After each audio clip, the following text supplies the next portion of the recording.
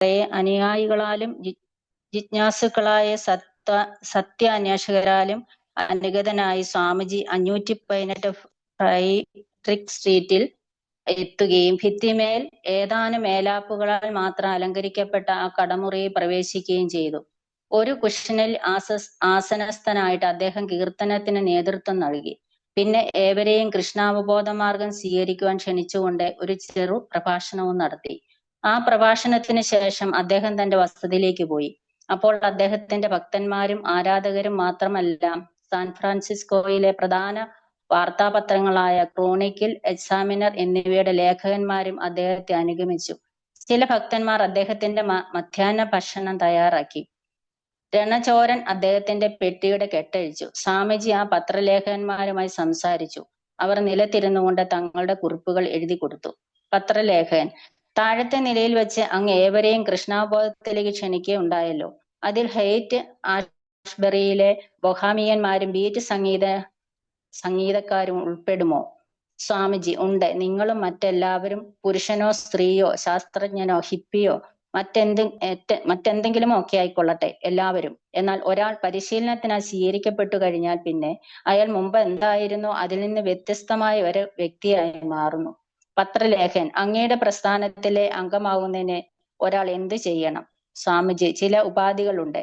കാമുകികളെ വച്ചുകൊണ്ടിരിക്കുവാൻ ഞാൻ ആരെയും അനുവദിക്കാറില്ല. ചായയും കാപ്പിയും സിഗരറ്റും ഉൾപ്പെട്ട എല്ലാത്തരം ലഹരി പദാർത്ഥങ്ങളെയും മാംസഭക്ഷണവും ഞാൻ നിഷേധിക്കുന്നു. ചൂതുകളിയിൽ ഏർപ്പെടുന്നതിൽ നിന്ന് ഞാൻ എന്റെ ശിഷ്യന്മാരെ വിലക്കുന്നു. പത്രലേഖകൻ: ഈ കൽപ്പനകളിൽ LSDയും മരിഞ്ചാനയും മറ്റു മയക്കുമരുന്നുകളും ഉൾപ്പെടുന്നുണ്ടോ? സ്വാമിജി: ഞാൻ LSDയെ ഒരു ലഹരി പദാർത്ഥമായി പരിഗണിക്കുന്നു. ഞാൻ എന്റെ ശിഷ്യന്മാരിൽ ആരെയും ഏതൊരു ലഹരി വസ്തുവും ഉപയോഗിക്കാൻ അനുവദിക്കുകയില്ല.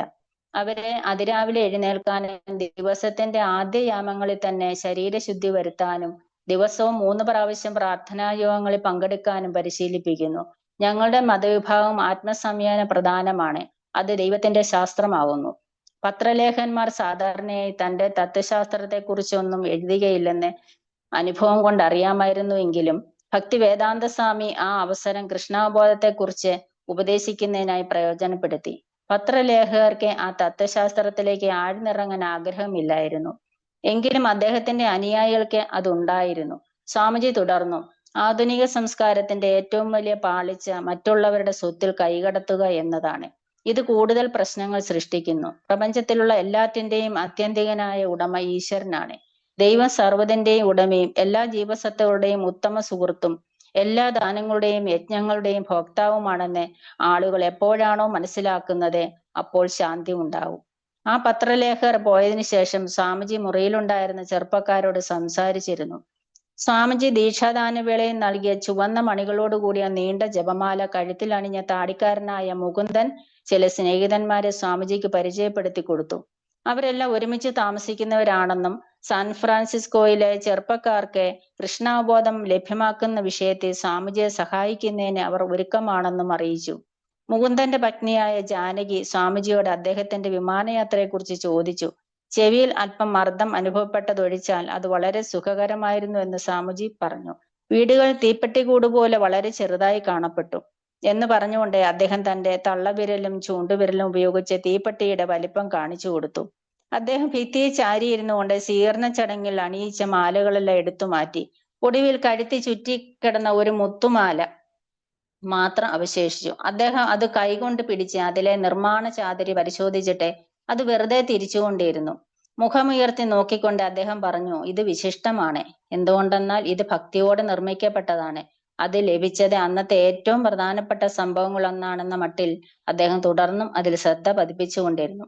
സ്വാമിജിയുടെ മധ്യാഹ്ന ഭക്ഷണം കൊണ്ടുവന്നപ്പോൾ അദ്ദേഹം അതിൽ നിന്നും കുറേശ്ശെ എല്ലാവർക്കും കൊടുത്തു. പിന്നെ രണചോരൻ കാര്യക്ഷമമായും എന്ന തന്ത്രപൂർവ്വം എല്ലാവരോടും പുറത്തേക്ക് പോകണമെന്നും സ്വാമിജിക്ക് ഭക്ഷണം കഴിച്ച് അല്പം വിശ്രമിക്കാൻ അവസരം നൽകണമെന്നും അഭ്യർത്ഥിച്ചു. ആ വാസസ്ഥലത്തിന് പുറത്തും താഴെ കടമുറിയിലും സ്വാമിജി തന്നെയായിരുന്നു സംഭാഷണ വിഷയം. അദ്ദേഹത്തെപ്പറ്റി മുകുന്ദൻ അവരോട് പറഞ്ഞതെല്ലാം ശരിയായിരുന്നു. എല്ലാം കൃഷ്ണനിലൂടെ ദർശിക്കണമെന്ന് അദ്ദേഹം പറഞ്ഞു. അത് അവർക്ക് വിശേഷിച്ചും ആസ്വാദകരമായി തോന്നി. അന്ന് രാത്രി ടെലിവിഷനിൽ സ്വാമിജിയുടെ വരവിനെ പറ്റിയുള്ള സന്ദേശം 11 മണിക്കുള്ള വാർത്തകളിൽ ഇടം പിടിച്ചു. അടുത്ത ദിവസം വാർത്താപത്രങ്ങളിലും അത് പ്രത്യക്ഷപ്പെട്ടു. എക്സാമിനർ പത്രത്തിലെ വിവരണം രണ്ടാം പുറത്തായിരുന്നു. സ്വാമി ഹിപ്പികളെ ക്ഷണിക്കുന്നു. അതോടൊപ്പം അനുയായികളെ കൊണ്ട് നിറഞ്ഞ ആ ക്ഷേത്രത്തിന്റെ ഒരു ഫോട്ടോയും സ്വാമിജിയുടെ ഏതാനും ചിത്രങ്ങളും ഉണ്ടായിരുന്നു. അവയിൽ സ്വാമിജി വളരെ ഗൗരവക്കാരനായി കാണപ്പെട്ടു. സ്വാമിജി മുകുന്ദനെ കൊണ്ട് ആ ലേഖനം ഉറക്കെ വായിപ്പിച്ചു. സാൻ ഫ്രാൻസിസ്കോയിലെ ഏറ്റവും വലിയ പത്രമായ ക്രോണിക്കിലും ഒരു ലേഖനം പ്രസിദ്ധീകരിച്ചിരുന്നു. സ്വാമി ഹിപ്പി കേന്ദ്രത്തിൽ സന്യാസി SF ക്ഷേത്രം തുറക്കുന്നു. ആ ലേഖനത്തിന് തുടക്കം ഇങ്ങനെയായിരുന്നു: അദ്ദേഹത്തിന്റെ സ്നേഹിതനും ബീറ്റ് ഗാനരചയിതാവുമായ അല്ലൻ ഗിൻസ്ബെർഗ് യാഥാസ്ഥിതികനായ ഒരു ഇന്ത്യൻ യോഗിയുടെ നേതൃത്വത്തിൽ ഇന്നലെ സാൻ ഫ്രാൻസിസ്കോയിലെ ഹിപ്പി താവളത്തിന്റെ ഹൃദയഭാഗത്തെ ഒരു മതപരിവർത്തനാത്മകമായ പരിശ്രമത്തിന് തുടക്കം കുറിച്ചിരിക്കുന്നു. തന്നെ യഥാസ്ഥിതികൾ എന്ന് വിശേഷിപ്പിച്ച് സ്വാമിജി പ്രതിഷേധിച്ചു. അദ്ദേഹം അരിശപ്പെട്ടു. യഥാസ്ഥിതികനോ? എങ്ങനെയാണത്? ലൈംഗികതയുടെയും മയക്കുമരുന്നുകളുടെയും വിഷയത്തിൽ മുകുന്ദൻ അഭിപ്രായപ്പെട്ടു. സ്വാമിജി പറഞ്ഞു, തീർച്ചയായും ആ അർത്ഥത്തിൽ നാം യഥാസ്ഥിതികരാണ്. നാം ശാസ്ത്രത്തെ അനുസരിക്കുന്നു എന്നേ അതിനർത്ഥമുള്ളൂ. നമുക്ക് ഭഗവത്ഗീതയിൽ നിന്നും വ്യതിചലിക്കുവാൻ സാധ്യമല്ല. എന്നാൽ നാം യാഥാസ്ഥിതികരല്ലേ? യാഥാസ്ഥിതികരെ അല്ല. ഒരു സ്ത്രീയുടെ നേരെ നോക്കാൻ പോലും ഇഷ്ടപ്പെടാത്ത വിധം കർക്കശ നിഷ്ഠയുള്ള ആളായിരുന്നു ചൈതന്യ മഹാപ്രഭു. എന്നാൽ നാം സ്ത്രീ പുരുഷ ഭേദമോ ജാതിയോ പദവിയോ ഇതൊന്നും കൂട്ടാക്കാതെ ഏവരെയും സ്വീകരിക്കുന്നു. ഇതിൽ പങ്കെടുക്കാനും ഹരേ കൃഷ്ണ കീർത്തനം നടത്താനും നാം ഏവരെയും ക്ഷണിക്കുന്നു. ഇത് ചൈതന്യ മഹാപ്രഭുവിന്റെ മഹനീയ ഉദാര മനസ്കത അത്രേ. അല്ല, നാം യാഥാസ്ഥിതികരല്ല തന്നെ. ഭക്തിവേദാന്ത സ്വാമി എഴുന്നേറ്റ് ലൈറ്റിട്ടു. അപ്പോൾ വെളുപ്പിന് 1 മണിയായിരുന്നു. അലാറം ശബ്ദിച്ചില്ലെങ്കിലും ആരും അദ്ദേഹത്തെ ഉണർത്താൻ വന്നതുമില്ല. അദ്ദേഹം തനിയെ ഉണർന്നെണീക്കുകയായിരുന്നു. നല്ല തണുപ്പ്, തികഞ്ഞ നിശബ്ദത. തന്റെ പുതപ്പ് കഴുത്തിൽ ചുറ്റി അദ്ദേഹം തന്റെ താൽക്കാലിക ഡെസ്കിന് സമീപം ശാന്തനായിരുന്ന് അഗാധമായ ഏകാഗ്രതയോടെ ജപമാലയെടുത്ത് ഹരേ കൃഷ്ണ മന്ത്രം ജപിച്ചു. 1 മണിക്കൂർ കഴിഞ്ഞ് ഭക്തി വേദാന്ത സ്വാമി ഗ്രന്ഥരചനയിൽ ഏർപ്പെട്ടു. അദ്ദേഹം ഒരു പുസ്തകം പ്രസിദ്ധീകരിച്ചിട്ട് 2 വർഷം കഴിഞ്ഞിരുന്നുവെങ്കിലും ദിവസം തോറും എഴുത്തുജോലി നിർവഹിച്ചു പോന്നു. ചിലപ്പോൾ 2ാം സ്കന്ധത്തിന്റെ വിവർത്തനവും വ്യാഖ്യാനവും എഴുതാറുണ്ടായിരുന്നുവെങ്കിലും മിക്കവാറും ഭഗവത്ഗീതയുടെ ജോലിയാണ് തുടർന്നത്. 1940കളിൽ ഇന്ത്യയിൽ വെച്ച് ഭഗവത്ഗീതയുടെ പൂർണ്ണമായ ഒരു വിവർത്തനവും വ്യാഖ്യാനവും അദ്ദേഹം എഴുതിയിരുന്നു. എന്നാൽ അതിന്റെ ഒരേ ഒരു പ്രതി എങ്ങനെയോ നഷ്ടപ്പെട്ടു പോയി. പിന്നീട് 1965 അമേരിക്കയിലെത്തി ഏതാനും മാസങ്ങൾക്ക് ശേഷം അദ്ദേഹം അത് വീണ്ടും അവതാരിക മുതൽ എഴുതി തുടങ്ങി. ന്യൂയോർക്കിൽ 72ാം തെരുവിലെ തന്റെ മുറിയിൽ വെച്ചാണ് ആ അവതാരി അദ്ദേഹം രചിച്ചത്. ഇപ്പോൾ കയ്യെഴുത്ത് പ്രതികൾ കൊണ്ട് അദ്ദേഹത്തിന്റെ ട്രങ്ക് നിറഞ്ഞു കഴിഞ്ഞു. അങ്ങനെ ഭഗവത്ഗീതയുടെ വിവർത്തനം പൂർത്തിയായി. മുമ്പൊരു ഇംഗ്ലീഷ് പ്രൊഫസറായിരുന്ന ന്യൂയോർക്കിലെ അദ്ദേഹത്തിന്റെ ശിഷ്യൻ ഹൈഗ്രീവൻ അത് എഡിറ്റ് ചെയ്തു. മറ്റ് ശിഷ്യന്മാരുടെ ഉത്സാഹത്തിൽ അത് പ്രസിദ്ധീകരിക്കാനും സാധിച്ചാൽ അതൊരു നേട്ടമായിരിക്കും എന്ന് സ്വാമിജി വിചാരിച്ചു. എന്നാൽ പുസ്തകങ്ങൾ അമേരിക്ക പ്രസിദ്ധീകരിക്കാൻ വളരെ പ്രയാസമാണ്. ഇന്ത്യയിലേക്കാളും പ്രയാസമുള്ള കാര്യം. ഇന്ത്യയിൽ അദ്ദേഹം ഒറ്റയ്ക്കായിരുന്നുവെങ്കിലും 3 വർഷങ്ങൾക്കിടെ 3 വാല്യങ്ങൾ പ്രസിദ്ധീകരിക്കാൻ കഴിഞ്ഞു. അമേരിക്കയിൽ ഇപ്പോൾ അദ്ദേഹത്തിന് ധാരാളം അനുയായികളുണ്ട്. കൂടുതൽ അനുയായികൾ എന്നാൽ കൂടുതൽ ഉത്തരവാദിത്വം എന്നാണ് അർത്ഥം. സ്വാമിജിയുടെ അനുയായികൾ ആരും തന്നെ ഇന്നോളം അദ്ദേഹത്തിന്റെ വിവർത്തനം ടൈപ്പ് ചെയ്യാനോ അത് എഡിറ്റ് ചെയ്യാനോ പ്രസിദ്ധീകരണാർത്ഥം അമേരിക്കൻ വ്യവസായികളുമായി ഇടപെടാനോ സന്നദ്ധരായില്ല. പ്രസിദ്ധീകരണത്തിനുള്ള ബുദ്ധിമുട്ടുകളെല്ലാം വിസമ്മതിച്ചുകൊണ്ട് സ്വാമിജി ചൈതന്യ ചരിതാമൃതം വിവർത്തനം ചെയ്യാൻ തുടങ്ങി. ചൈതന്യ മഹാപ്രഭുവിന്റെ ജീവിതത്തെയും ഉപദേശങ്ങളെയും സംബന്ധിച്ച് സുപ്രധാന വൈഷ്ണവ മത ഗ്രന്ഥമാണ് ചൈതന്യ ചരിതാമൃതം. സ്വാമിജി ചൈതന്യ മഹാപ്രഭുവിനെ സംബന്ധിച്ച ബംഗാളി ഗ്രന്ഥങ്ങളും സംസ്കൃത ഗ്രന്ഥങ്ങളും പഠിച്ചുകൊണ്ടിരുന്നു. പെട്ടെന്ന് അദ്ദേഹം മൈക്രോഫോൺ കയ്യിലെടുത്ത് സംസാരിക്കാൻ തുടങ്ങി. മഹാപ്രഭു കീർത്തനം പാടി നൃത്തം ചെയ്ത് നടന്നപ്പോൾ ആയിരക്കണക്കിന് ആളുകൾ അദ്ദേഹത്തെ പിന്തുടർന്നു. അവരിൽ ചിലർ പാടി, ചിലർ നൃത്തം വെച്ചു, ചിലർ ആനന്ദഭരിതരായി ചിരിച്ചു. ചിലർ അദ്ദേഹത്തിന്റെ കാൽക്കൽ പൂജാദ്രവ്യങ്ങൾ അർപ്പിക്കുകയും സാഷ്ടാംഗം പ്രണമിക്കുകയും ചെയ്തു. സ്വാമിജി ഇടയ്ക്കിടെ ഡിക്റ്റാഫോണിലൂടെ സംസാരിച്ചു. ചിലപ്പോൾ അദ്ദേഹം ഗ്രന്ഥം സശ്രദ്ധം വായിക്കും, ചിലപ്പോൾ ധ്യാന നിമഗ്നനാവും.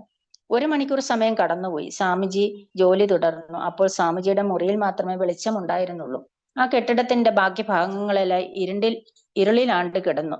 സ്വാമിജിയുടെ ശബ്ദം ഇടയ്ക്കിടയ്ക്ക് ആ രാത്രിയിലെ നിശബ്ദതയെ ഭേദിച്ചു. അദ്ദേഹം കഴുത്ത് മൂടത്തക്ക വിധമുള്ള ഒരു പച്ച കമ്പിളി ഉടുപ്പ് ധരിച്ചിരുന്നു. പിന്നെ ചാരനിറത്തിലുള്ള ഒരു കമ്പിളി പുതച്ചിരുന്നു. അദ്ദേഹം തന്റെ ജോലികൾ യഥേഷ്ടം തുടർന്നു. ലൗകിക ലോകത്തെ കുറിച്ച് വിസ്മരിച്ച് സ്വാമിജി തന്റെ ജോലിയും ഒഴുകി. അപ്പോൾ ആ തെരുവും രാധാകൃഷ്ണ ക്ഷേത്രവും നിശബ്ദതയിലാണ്ടു കിടന്നു. ഈ അവസ്ഥാവിശേഷം രാത്രി ലോകം മുഴുവൻ നിശബ്ദതയിലാണ്ടിരിക്കെ അധ്യാത്മിക വൃത്തിയിൽ മുഴുകുക എന്നത് ഇന്ത്യയിൽ വൃന്ദാവനത്തിലെ രാധാ ദാമോദര ക്ഷേത്രത്തിൽ എന്ന പോലെ അമേരിക്കയിലും തുടർന്നു. ഇപ്പോൾ അദ്ദേഹത്തിന് ഡിക്റ്റാഫോൺ ഉണ്ടായിരുന്നെന്ന് മാത്രം. ചില സമയങ്ങളിൽ അദ്ദേഹം ചൈതന്യ ചരിതാമൃതത്തിലെ കവിതാഭാഗങ്ങൾ പരിഭാഷപ്പെടുത്തും. ചിലപ്പോൾ അവയുടെ ആശയം വ്യാഖ്യാനിച്ചെഴുതും. അദ്ദേഹം ചൈതന്യ ചരിതാമൃതത്തിന്റെ ഒരു പുതിയ ഇംഗ്ലീഷ് പരിഭാഷ നിർവഹിക്കുകയായിരുന്നു. അദ്ദേഹം അതിന് ചൈതന്യ ശിഷ്ടാമൃതം എന്ന് പേരിട്ടു. ഇപ്പോൾ അദ്ദേഹം തന്റെ ജീവിതത്തിലെ ഏറ്റവും പ്രധാനപ്പെട്ട ഒരു ഘട്ടം കടന്നു പോവുകയാണ്. അദ്ദേഹം പ്രഭാതത്തിന്റെ ആദ്യ യാമങ്ങളിൽ എഴുന്നേറ്റിരുന്ന് ഭഗവാൻ കൃഷ്ണന്റെ പരമ്പരയെ വിശ്വസിച്ചു പോന്ന സന്ദേശങ്ങൾ രേഖപ്പെടുത്തുകയായിരുന്നു. ചുറ്റുപാടുകളെ വിസ്മരിച്ച സാമുജി ആധ്യാത്മിക ചിന്തകളെ മുഴുവൻ. അങ്ങനെ പ്രഭുപാദർ ഭക്തി സിദ്ധാന്ത സരതയുടെ വാക്കുകളെ യാഥാർത്ഥ്യമാക്കുകയായിരുന്നു. ഗുരു ഏൽപ്പിച്ച കർത്തവ്യം നിറവേറ്റുകയായിരുന്നു. കൃഷ്ണാവബോധം പ്രചരിപ്പിക്കുന്നതിനായി കൂടുതൽ ഗ്രന്ഥങ്ങൾ തയ്യാറാക്കണമെന്നും അവ വ്യാപകമായി പ്രചരിപ്പിക്കണമെന്നുമുള്ള ചിന്ത ദിവസേന രാത്രി ഉണർന്നിരുന്ന് പ്രഭാതം വരെയും പരിഭാഷ ജോലിയിൽ ഏർപ്പെടാൻ സ്വാമിജിയെ പ്രേരിപ്പിച്ചു. പ്രഭാതമാകുമ്പോൾ സ്വാമിജി എഴുത്തു നിർത്തി എഴുന്നേൽക്കും. രാവിലെയും പ്രാർത്ഥനാ യോഗത്തിൽ പോകാൻ തയ്യാറാകും. സ്വാമിജിയുടെ തീരുമാനങ്ങൾ ന്യൂയോർക്കിലെ പല ശിഷ്യന്മാരും അനുകൂലിച്ചില്ല. ആവ്ലോൺ ബാൾഫാമിലെ മന്ത്ര റോക്ക് ഡാൻസ് പരിപാടിയോടൊപ്പം സ്വാമിജിയുടെ പേരും പരസ്യം ചെയ്തിരുന്നു.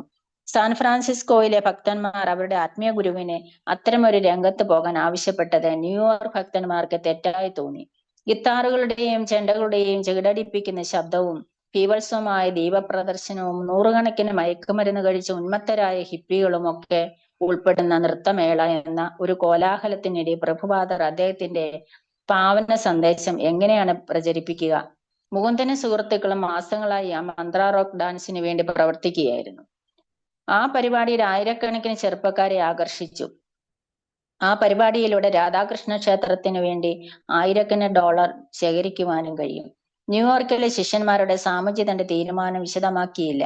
എങ്കിലും സാൻ ഫ്രാൻസിസ്കോയിലെ അനുയായികളുടെ ഉത്സാഹം കെടുത്തുന്ന വിധത്തിൽ ഒന്നും പറഞ്ഞതുമില്ല.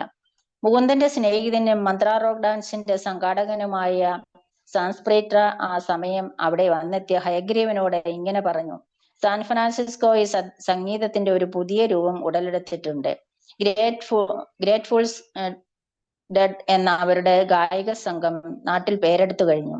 അവർ ഒരു പരിപാടി നടത്താമെന്ന് ഏൽക്കുന്നത് നമുക്ക് വലിയൊരു പരസ്യവും പ്രചോദനവുമായി ഭവിക്കും. അപ്പോൾ ഹയഗ്രീവൻ ഇങ്ങനെ പറഞ്ഞു: സ്വാമിജി പറയുന്നത് രവിശങ്കർ പോലും മായയാണെന്നാണ്. അപ്പോൾ ഇങ്ങനെ തുടർന്നു: പരിപാടിയൊക്കെ ഒരുക്കി കഴിഞ്ഞു. സംഗീതവർണ്ണങ്ങളെല്ലാം സ്റ്റേജിൽ എത്തിച്ചു കഴിഞ്ഞു.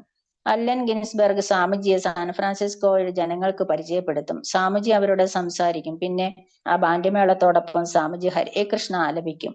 അപ്പോൾ സ്വാമിജിക്ക് ചുറ്റും ഏകദേശം 4000 പേരുണ്ടാവും. ഭക്തിവേദാന്ത സ്വാമിയുടെ തീരുമാനം ഇതായിരുന്നു: അവിടെ പോകണം, അവരോട് സംസാരിക്കണം, ഹരേ കൃഷ്ണ പാടണം, പാടിക്കഴിഞ്ഞാൽ ഉടൻ മടങ്ങിപ്പോരണം. ഹരേ കൃഷ്ണ ആലപിക്കുകയാണ് ലക്ഷ്യം. റോക്ക് സംഗീതം കേൾക്കാൻ വരുന്ന ആയിരക്കണക്കിന് യുവാക്കൾ ഞാൻ പറയുന്നത് കേൾക്കുകയും ഭഗവാൻ നാമം ഉച്ചരിക്കുകയും ചെയ്യുമെങ്കിൽ പിന്നെ ബുദ്ധിമുട്ടൊന്നുമില്ല. ആ ഒരു പ്രചാരകൻ എന്ന നിലയിൽ കൃഷ്ണാവബോധനം പ്രചരിപ്പിക്കുന്നതിനായി എവിടെ പോകാനും ഭക്തിവേദാന്ത സ്വാമി തയ്യാറായിരുന്നു. എന്തെന്നാൽ ഹരേ കൃഷ്ണ മന്ത്രം ജപിച്ചാൽ തന്നെ പൂർണ്ണമായി ഏതൊരു സ്ഥലത്തും ഏത് അവസ്ഥയിലും ഹരേ കൃഷ്ണ മന്ത്രം കേൾക്കുകയോ ജപിക്കുകയോ ചെയ്യുന്ന ഏതൊരാളും മലീമസമായ ജീവിതത്തിൽ നിന്ന് മുക്തനാകും. ഈ ഹിപ്പികൾ ആത്മീയ ബോധത്തിന് വേണ്ടി ദാഹിക്കുന്നു. പക്ഷെ അവർക്ക് വഴികാട്ടാൻ ആരുമില്ല. അവരാകെ ചിന്താക്കുഴപ്പത്തിലാണ്, മനോവിഭ്രാന്തിക്ക് അടിമപ്പെട്ടവരാണ്. ലോവർ ഈസ്റ്റ് സൈഡിലെ പല ചെറുപ്പക്കാരെയും പോലെ ഇവരും ശരിയായ അധ്യാത്മ ജീവിതം ആഗ്രഹിക്കുന്നവരാണ്. അന്നത്തെ പരിപാടിക്ക് പോകുവാൻ തന്നെ ഭക്തിവേദാന്ത സ്വാമി തീരുമാനിച്ചു. അതാണ് ശിഷ്യന്മാരുടെ ആഗ്രഹം. താൻ അവരുടെ ദാസനാണ്, ചൈതന്യദേവന്റെയും. മുകുന്ദനും സാമും ഹാർവി കോഹനും റോക്കിന്റെ സംഘാടകനായ ചട്ട് ഹംസിനെ കണ്ട് സംസാരിച്ചിരുന്നു. ആവലോൺ ബാൾറൂം ഉപയോഗിക്കുന്നതിനും ബാൻഡ്മേളയ്ക്കും മറ്റും വേണ്ടി വരുന്ന ചെലവുകൾ ചെയ്യുവാനും സുരക്ഷാ സംവിധാനം ഏർപ്പെടുത്താനും അന്നത്തെ വരുമാനത്തിൽ ചെലവ് കഴിഞ്ഞ് മിച്ചം വരുന്ന തുക സാൻ ഫ്രാൻസിസ്കോ രാധാകൃഷ്ണ ക്ഷേത്രത്തിന് വേണ്ടി നൽകാനും അവർ സമ്മതിച്ചു. മുകുന്ദനും സാമും സംഗീത സംഘക്കാരെ ക്ഷണിക്കുവാൻ പോയി. Grateful grace, Moby grape, big brother holding company, ജെഫ്നേഷൻ എയർപ്ലെയിൻ ഹോൾഡിംഗ് കമ്പനി, ജെഫേഷൻ എയർപ്ലെയിൻ, കിക്സ്വെയർ മെസ്സഞ്ചർ സർവീസ് തുടങ്ങിയ എല്ലാ സംഘക്കാരും ഏറ്റവും കുറഞ്ഞ പ്രതിഫലമായ $250 പറ്റിക്കൊണ്ട് സ്വാമിജിയുടെ സന്നിധിയിൽ പരിപാടി നടത്തുവാൻ എത്തിച്ചേർന്നു. അന്നത്തെ മന്ത്ര റോക്ക് ഡാൻസിന്റെ ടിക്കറ്റ് കിട്ടുവാനായി ആ തെരുവിലും സമീപ പ്രദേശം ആളുകൾ തിങ്ങി നിറഞ്ഞു. $2.5 ആണ് ഒരു ടിക്കറ്റിന്റെ വില. വലിയൊരു ജനാവലി പരിപാടി കാണാനായി എത്തി. LSDയുടെ അഗ്രഗണ്യനായ തിമോത്തി ലിറിക്ക് സ്റ്റേജിൽ തന്നെ മാന്യമായ സീറ്റ് കൊടുത്തു. സ്വാമി ക്രിയാനന്ദ ഒരു തമ്പുരുവുമായി അവിടെ എത്തി. ടോപ്പ് ഹാറ്റും സാൻ ഫ്രാൻസിസ്കോ എന്നെഴുതിയ സിൽക്ക് സൂട്ടും ധരിച്ച ഒരു മാന്യൻ അവിടെ എത്തിയിരുന്നു. അയാൾ അവിടുത്തെ മേയറാണെന്ന് പറഞ്ഞു. മാന്യമായ രീതി വസ്ത്രധാരണം ചെയ്ത ഒരു ചെറുപ്പക്കാരൻ ടിക്കറ്റ് ഇല്ലാതെ അകത്തു കടക്കാൻ ശ്രമിച്ചു. മുകുന്ദൻ അയാളെ തടഞ്ഞു. പെട്ടെന്ന് ആരോ മുകുന്ദന്റെ തോളിൽ പിടിച്ച് ഇങ്ങനെ പറഞ്ഞു, അയാളെ കടത്തിവിടൂ, അദ്ദേഹം ഔസ്ലിയാണ്. മുകുന്ദൻ ക്ഷമ ചോദിച്ചുകൊണ്ട് അയാളെ കടത്തിവിട്ടു. അങ്ങനെ ഫോക്ക് നായകനും പ്രസിദ്ധ LSD നിർമ്മാതാവുമായ അഗസ്റ്റസ് ഔസ്ലി സ്റ്റാൻലി രണ്ടാമൻ ടിക്കറ്റ് ഇല്ലാതെ അകത്തു കടന്നു. വന്നവര് പലരും മോടിയുള്ള വസ്ത്രങ്ങൾ ധരിച്ചവരായിരുന്നു. ചിലർ മലവർഗക്കാരുടെ വേഷത്തിൽ മെക്സിക്കൻ പോന്തോകളും ഇന്ത്യൻ കുർത്തകളും ഗോഡ്സായി തൂവലുകളും രുദ്രാക്ഷമാലകളും ധരിച്ചു വന്നു. ചില ഹിപ്പികൾ സ്വന്തം ഫ്ലൂട്ടുകളും ലൂട്ടുകളും പെരുമ്പറകളും ഫോണുകളും ഗിറ്റാറുകളും കൊണ്ടുവന്നിരുന്നു. ആ നരകത്തിലെ മാലാഖമാർ ജീർണിച്ച ജീൻസും ഉണങ്ങിപ്പാർന്ന മുടിയും ഡെന്നി ജാക്കറ്റുമായി അവരുടെ സ്ത്രീകളുമൊത്ത് ചങ്ങലകൾ വലിച്ചുകൊണ്ടും സിഗരറ്റ് പുകച്ചുകൊണ്ടും അവരുടെ രാജകീയ ചിഹ്നമായ ജർമ്മൻ ഹെൽമറ്റുകളും തിളക്കമാർന്ന പ്രതിമകളും പ്രദർശിപ്പിച്ചുകൊണ്ടും അവിടെ വന്നു ചേർന്നു. അവരുടെ മോട്ടോർ സൈക്കിളുകൾ മാത്രമേ കൂടെ കൊണ്ടുവരാതെ ഉണ്ടായിരുന്നുള്ളൂ. അത് പുറത്ത് പാർക്ക് ചെയ്തിരുന്നു. ഭക്തന്മാർക്ക് സ്വാമിജി കാണിച്ചു കൊടുത്തിട്ടുള്ള രീതി നൃത്തം വെച്ചുകൊണ്ട് സ്റ്റേജിൽ ഒരു തയ്യാറെടുപ്പിന്റെ രൂപത്തിലുള്ള കീർത്തനാലാപം നടത്തി. സ്റ്റേജിൽ നിന്ന് ആ വിശാലമായ ബാൾറൂമിന്റെ എല്ലാ കോണുകളിലും നിന്നും സുഗന്ധ ധൂപം ഉത്ഭവിച്ചു. സദസ്യരെ അധികം പേര് മയക്കുമരുന്ന് സേവിച്ച് ഉന്മാദാവസ്ഥയിലായിരുന്നുവെങ്കിലും അന്തരീക്ഷം ശാന്തമായിരുന്നു. അവർ കീർത്തനം വളരെ സംഗീതാത്മകമായ രീതിയിൽ ആരംഭിച്ചപ്പോൾ സംഗീതജ്ഞര് കുറെ പേർ അവരുടെ സംഗീതോപകരണങ്ങൾ വാദനം ചെയ്തുകൊണ്ട് അതിൽ പങ്കുചേർന്നു. ദീപപ്രദർശനവും ആരംഭിച്ചു. സ്ട്രോബ് ദീപങ്ങൾ മിന്നിത്തെളിഞ്ഞു. വർണ്ണഗോളങ്ങൾ സംഗീതത്തിന്റെ താളത്തിനൊത്ത് മുന്നോട്ടും പിന്നോട്ടും കുതിച്ചു പാഞ്ഞു. വലിയ ദീപസ്രോതസ്സുകളിൽ നിന്നുള്ള സ്പന്ദിക്കുന്ന മയൂഖമാലകൾ തറയിലും ഭിത്തികളിലും മച്ചിലും മാറി മാറി പ്രകാശം പരത്തിക്കൊണ്ടിരുന്നു. 8 മണി കഴിഞ്ഞ് അല്പസമയത്തിന് ശേഷം മോബിഗ്രബ് രംഗപ്രവേശം ചെയ്തു. ഭാരിച്ച വൈദ്യുത ഗിറ്റാറുകളോടും വൈദ്യുത ബാസുകളോടുമൊപ്പം അവർ അവരുടെ ആദ്യത്തെ ഇനം ആരംഭിച്ചു. വലിയ ഉച്ചഭാഷിണികൾ അവയുടെ പ്രകമ്പനങ്ങൾ കൊണ്ട് ആ ബാൾറൂമിനെ വിറക്കൊള്ളിച്ചപ്പോൾ സദസ്യരിൽ നിന്ന് അംഗീകാരത്തിന്റെ അലറുന്ന ആരവമുയർന്നു. 9:30 മണിയോടടുത്തപ്പോൾ സ്വാമിജി തന്റെ ഫ്രെഡറിക് സ്ട്രീറ്റിലെ വസതി വിട്ട് ഹാർവേയുടെ കാസിലാക്കിന്റെ പിൻസിറ്റി കടന്നിരുന്നു. അദ്ദേഹം തന്റെ പതിവായുള്ള കാവ്യവസ്ത്രങ്ങളാണ് ധരിച്ചിരുന്നത്. കഴുത്തിൽ ഒരു പുഷ്പഹാരവും അണിഞ്ഞിരുന്നു. അതിന്റെ ഹൃദ്യമായ പരിമളം ആ കാറിൽ നിറഞ്ഞു നിന്നു. ആവലോണിലേക്കുള്ള യാത്രക്കിടയിൽ അദ്ദേഹം കൂടുതൽ കേന്ദ്രങ്ങൾ ആരംഭിക്കുന്നതിന്റെ ആവശ്യകതയെക്കുറിച്ച് സംസാരിച്ചു കൊണ്ടിരുന്നു. 10 മണിക്ക് സ്വാമിജി കീർത്തന അനന്തനാലും രണചോരനാലും അനുഗതനായി ആവലോണിലേക്കുള്ള കോണിപ്പടികൾ കയറി. അദ്ദേഹം ബാൾറൂമിലേക്ക് കടന്നപ്പോൾ ഭക്തന്മാർ ശംഖനാദം മുഴക്കുകയും അതിലൊരാൾ മൃദംഗവാദം നടത്തുകയും ചെയ്തു. ആൾക്കൂട്ടം മധ്യഭാഗത്തിലൂടെ രണ്ടായി പിരിഞ്ഞ് പ്രവേശനദ്വാരം മുതൽ സ്റ്റേജ് വരെ സ്വാമിക്ക് നടന്നു പോകാൻ വഴിയൊരുക്കി. സ്വാമിജി തലയുയർത്തി പിടിച്ച വിചിത്രമായ ചുവടുകളോടെ ബാൾറൂമിന്റെ തറയിലൂടെ സ്റ്റേജിലേക്ക് ഒഴുകിയെത്തുന്നത് പോലെ തോന്നി. പെട്ടെന്ന് ദീപപ്രദർശനത്തിൽ മാറ്റമുണ്ടായി. കൃഷ്ണന്റെ ചിത്രം കാണായി. പിന്നെ ഭഗവാന്റെ ലീലകൾ ഭിത്തിയിൽ മിന്നിത്തെളിഞ്ഞു. കൃഷ്ണൻ അർജുനനെ ഗീതോപദേശം ചെയ്യുന്ന ദൃശ്യം. കൃഷ്ണൻ വെണ്ണ തിന്നുന്നതും ചക്രവാളമായി വന്ന അസുരനെ തോൽപ്പിക്കുന്നതും ഓടക്കുഴൽ വായിക്കുന്നതും മറ്റും അതിൽ ഉൾപ്പെട്ടിരുന്നു. സ്വാമിജി ആൾക്കൂട്ടത്തിലൂടെ നടന്നു നീങ്ങിയപ്പോൾ ഏവരും എഴുന്നേറ്റ് നിന്ന് കൈയടിക്കുകയും ഹർഷാരവം മുഴക്കുകയും ചെയ്തു. അദ്ദേഹം പടികൾ കയറി തനിക്കായി ഒരുക്കിയിരുന്ന ഇരിപ്പിടത്തിൽ അമർന്ന് ആൾക്കൂട്ടം നിശബ്ദമായി. അല്ലൻ ഗിൻസ്ബർഗിന്റെ നേരെ നോക്കി സ്വാമിജി പറഞ്ഞു, നിങ്ങൾക്ക് മന്ത്രത്തെക്കുറിച്ച് അല്പം സംസാരിക്കാം. അല്ലൻ ഹരേകൃഷ്ണ മന്ത്രത്തെ സംബന്ധിച്ചുള്ള തന്റെ അറിവും അനുഭവവും വ്യക്തമാക്കി. ഭക്തി വേദാന്ത സ്വാമി 2nd അവന്യൂവിൽ ഒരു കേന്ദ്രം തുറന്നതും ടോംകിൻസ് സ്ക്വയർ പാർക്കിൽ ഹരേകൃഷ്ണ കീർത്തനം നടത്തുന്നതും വിവരിച്ചു. പിന്നെ അദ്ദേഹം ഏവരെയും ഫ്രെഡറിക് സ്ട്രീറ്റിലെ ക്ഷേത്രത്തിലേക്ക് ക്ഷണിച്ചു. അദ്ദേഹം പറഞ്ഞു, LSDയിൽ നിന്നിറങ്ങി വരുന്നതിന് പകരം അവബോധം പുനഃപ്രവേശത്തെ സ്ഥിരമാക്കി നിർത്തുവാൻ അഭിലഷിക്കുന്നവർക്ക് ഞാൻ പ്രഭാത കീർത്തനങ്ങൾ ശുപാർശ ചെയ്യുന്നു. സ്വാമിജി മന്ത്രത്തിന്റെ ഒരു ഹ്രസ്വ ചിത്രം നൽകിക്കൊണ്ട് സംസാരിച്ചു. പിന്നെ അദ്ദേഹം വീണ്ടും അല്ലനെ നോക്കി പറഞ്ഞു, താങ്കൾ കീർത്തനം ചെയ്യുക. അല്ലൻ ഹാർമോണിയം വായിച്ചുകൊണ്ട് താൻ ഇന്ത്യയിൽ നിന്ന് പഠിച്ചെടുത്ത ഈണത്തിൽ മൈക്രോഫോണിലൂടെ കീർത്തനം ആലപിച്ചു. ക്രമേണ സദസ്സിന് അധികം ഉത്സാഹഭരിതരുമായപ്പോൾ വിവിധ ഗായക സംഘങ്ങളിൽപ്പെട്ട സംഗീതജ്ഞൻ അതിൽ പങ്കുചേരുവാനായി സ്റ്റേജിലേക്ക് വന്നെത്തി. ഒരു നല്ല വാദ്യ വിദഗ്ധനായ രണചോരനും മോബിഗ്രേപ്പിന്റെ വാദ്യത്തെ വായിക്കാൻ ആരംഭിച്ചു. അങ്ങനെ ഒരു വലിയ സംഘം ഹിപ്പികളും സ്റ്റേജിലേക്ക് കയറിയതോടെ ബാസ് വാദകരും മറ്റ് ഗിറ്റാർ വാദകരും കീർത്തന സംഗീത മേളത്തിൽ പങ്കുചേർന്നു. മന്ത്രത്തിന്റെ താളത്തിനൊത്ത ബഹുവർണ്ണമായ എണ്ണച്ചായ ചിത്രങ്ങൾ സ്പന്ദിക്കുകയും വർണ്ണഗോളങ്ങൾ മുന്നോട്ടും പിന്നോട്ടും കുതിച്ചാടുകയും ചെയ്തു. ഇപ്പോൾ ആ മന്ത്രം ഹരേ കൃഷ്ണ കൃഷ്ണ കൃഷ്ണ ഹരേ ഹരേ, ഹരേ രാമ രാമ രാമ ഹരേ ഹരേ എന്നിങ്ങനെ ഭിത്തിയിൽ പ്രതിഫലിക്കപ്പെടുകയും ചെയ്തിരുന്നു. കീർത്തനം ഹാളിലാകെ മുഴങ്ങിയപ്പോൾ കുറെ ഹിപ്പികൾ എഴുന്നേറ്റ് കൈകോർത്ത് പിടിച്ച് നൃത്തമാടാൻ തുടങ്ങി. അല്ലൻ ഗിൻസ്ബർഗ് ഞങ്ങൾ ആ വൈകുന്നേരം മുഴുവൻ ഹരേ കൃഷ്ണ കീർത്തനം ആലപിച്ചു. അത് തികച്ചും മഹത്തരമായിരുന്നു. ഒരു സർവപ്രാപ്യമായ കാര്യം. അത് ഹേറ്റ് ആഷ്ബറിയുടെ ആധ്യാത്മിക വിഷയത്തിലുള്ള ഉത്സാഹ പ്രകടനത്തിന്റെ ഉച്ചകോടിയായിരുന്നു. സാൻ ഫ്രാൻസിസ്കോയിൽ നടന്നത് അന്ന് ആദ്യമായിട്ടായിരുന്നു. എല്ലാവരും അതിന്റെ ഭാഗമായി തീരുകയും മറ്റുള്ളവർ പാടുകയും നൃത്തമാടുകയും ചെയ്യുന്നത് ആസ്വദിച്ചു കൊണ്ടിരിക്കുന്നതിന് പകരം ഏവർക്കും പാടാനും നൃത്തം വയ്ക്കുവാനും കഴിഞ്ഞു.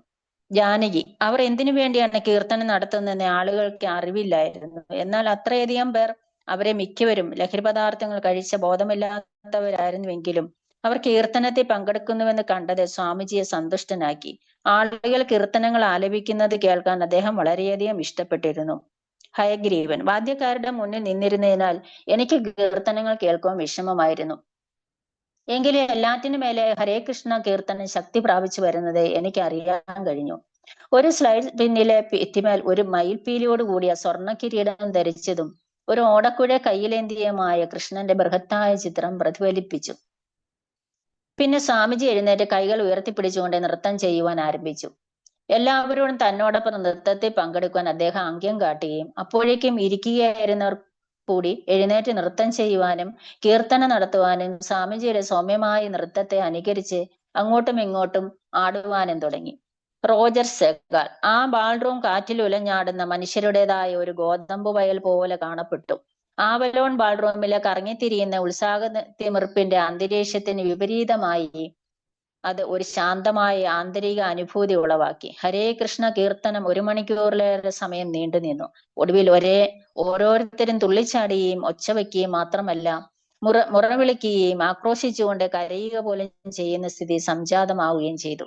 ആരോ സ്വാമിജിയുടെ മുന്നിൽ ഒരു മൈക്രോഫോൺ വെച്ചു. അദ്ദേഹത്തിന്റെ ശബ്ദം ആ വാദ്യമേളങ്ങൾക്ക് മേൽ സ്പഷ്ടമായി മുഴങ്ങി.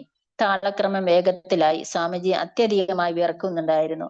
കീർത്തനാനന്ദം കീർത്തനം അവസാനിപ്പിക്കണമെന്ന് നിർബന്ധിച്ചു. സ്വാമിജി ആയാസം താണ്ടുവാൻ കഴിയാത്ത വിധം പ്രായാധിക്യമുള്ള ആളാണെന്നും അത് ഹാനികരമായേക്കുമെന്നും അദ്ദേഹം പറഞ്ഞു. എന്നാൽ ആ കീർത്തനം അധികം വേഗതയോടെ തുടർന്ന് ഉടൻ മന്ത്രത്തിന്റെ പദങ്ങൾ വിപുലീകൃതമായ സംഗീതധ്വനിയിലും ആയിരക്കണക്കിന് ജനങ്ങളുടെ ശബ്ദങ്ങളിലും തിരിച്ചറിയുവാൻ കഴിയാതായി.